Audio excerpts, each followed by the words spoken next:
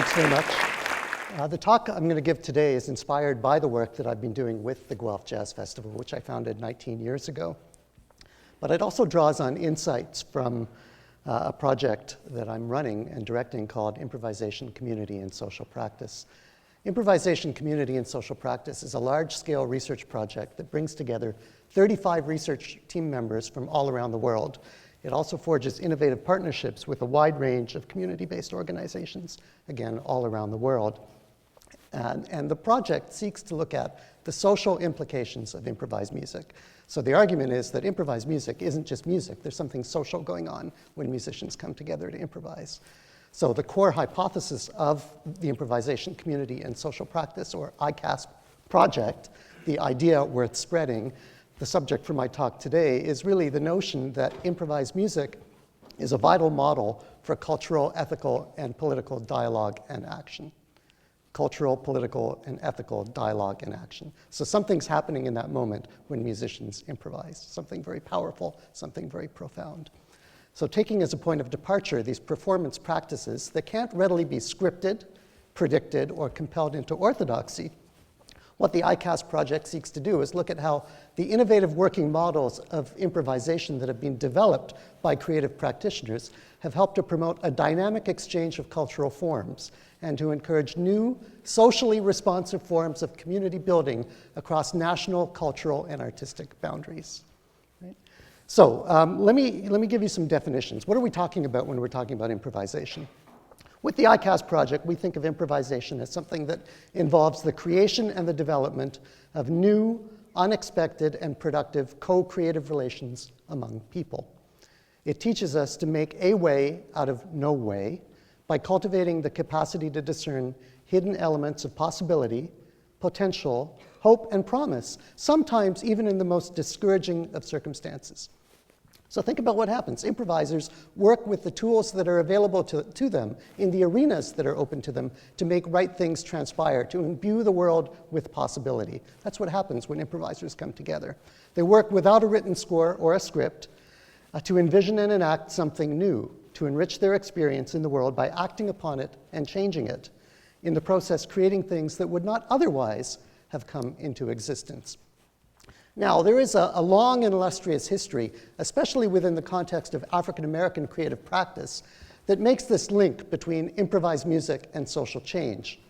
Much of that history is documented in a book that I have forthcoming with two colleagues. It's a co-authored book that I've written with Daniel Fishland and George Lipsitz called The Fierce Urgency of Now. And the subject of that book is specifically musical improvisation and human rights.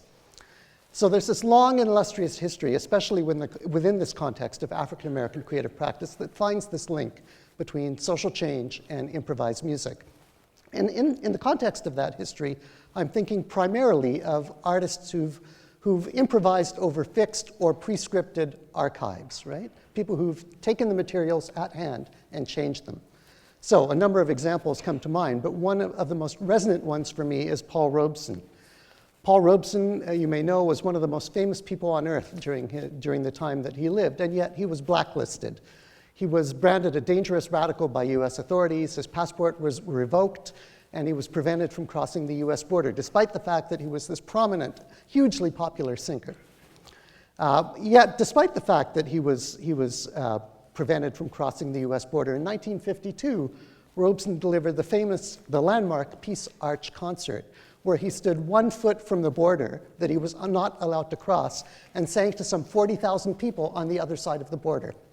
Right? He stood on the back of a flatbed truck on a makeshift stage, so improvising with the materials he had at hand to create a stunningly original document of hope out of what might have seemed a hopeless situation. The other thing that Robeson did in that famous landmark Peace Arch concert was to change the lyrics of one of the songs he sang that day, Old Man River, a tune you probably all know. Well, instead of singing Get a Little Drunk and You'll Land in Jail, Robeson improvised, and he sang, You Show a Little Grit and You Land in Jail. So just with that little change, with that little improvisation, Robeson countered centuries of misrepresentations of African American people by changing the crime, as it were, from drinking to resistance. So he inserted resistance into the heart of a popular show tune, a tune that once might have seemed to have fostered stereotypical representations of black people, now gave rise to one of the most powerful examples of resistant creative practice in the history of music making. So that's one example, Robeson, one example of the ways in which aggrieved populations have used improvisation to respond to systems of oppression. Again, this ability to cultivate resources for hope out of what might have seemed like hopeless situations resounds in the history of African American creative practice. Here's drummer Max Roach, the great jazz drummer Max Roach. He says, every new generation of black folks comes up with a new innovation because we're not satisfied with the way the system is economically, politically, sociologically. Every new generation of black people, says Roach, is going to come up with something new until things are equitable for people in black society, for black people in society. Roach was asked in the interview from where that quote is taken, he was asked to riff on the notion that hip hop is essentially the same as jazz in the 1940s and 50s. And what Roach did in responding to that question was to think about turntablists and DJ artists. And he said, well, think about what happens there. DJ artists and turntablists didn't have normal instruments to perform on, right? So they learned to create sounds out of turntables. They repurposed a familiar everyday object and created something new out of it. He says, so he's thinking here about turntablists. He said, they, hip-hop artists, turntablists, joined the ranks of the Louis Armstrongs and Charlie Parkers because they created something out of nothing, right? They made a way out of no way. No one gave them any kind of direction. They had to do it themselves with the materials they had available. So again, we have this long and illustrious history of improvised musical practices where artists, aggrieved artists or artists from aggrieved communities have used improvisation as a way to cultivate resources for hope out of what might have seemed like hopeless situations. I want to now shift my focus. I've been talking largely about artists who've used improvisation as a way of sounding off against fixed or prescripted archives. I want to shift my example now and talk about what happens in real-time improvisation, where musicians come together in face-to-face interactions in performance. And this is, of course, largely what I do as the artistic director of the Guelph Jazz Festival, where I bring together artists who sometimes have never met, right? Sometimes they come from very different places, and they're coming together in front of an audience like you, sometimes for the very first time. So I'd like to play a short video excerpt from a concert that was given at the 2009 Guelph Jazz Festival.